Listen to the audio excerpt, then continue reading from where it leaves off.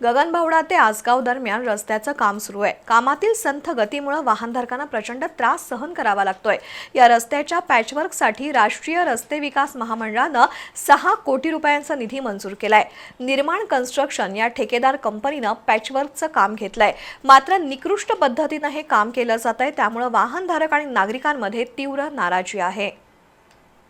गगनबावडा ते आसगाव दरम्यानच्या रस्त्याची अक्षरशः धूळधाण उडाली आहे। रस्त्यात खड्डा की खड्ड्यात रस्ता ओळखणं कठीण बनलंय। वाहन चालवताना अक्षरशः तारेवरची कसरत करावी लागतेय। या पार्श्वभूमीवर रस्त्याच्या पॅचवर्कसाठी 6 कोटी रुपयांचा निधी मंजूर झालाय।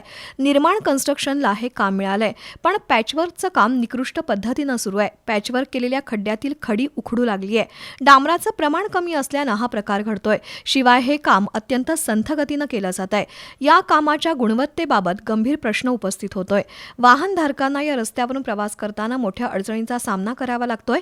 स्थानिक नागरिक आणि वाहनधारकांनी प्रशासनाकडे तक्रारी केल्या आहेत। संबंधित अधिकाऱ्यांनी या कामाची पाहणी करून कामाची गुणवत्ता सुधारण्यासाठी ठेकेदाराला सूचना द्याव्यात अशी मागणी होतीये। बी न्यूजसाठी गगनबावड्याहून चंद्रकांत पाटील।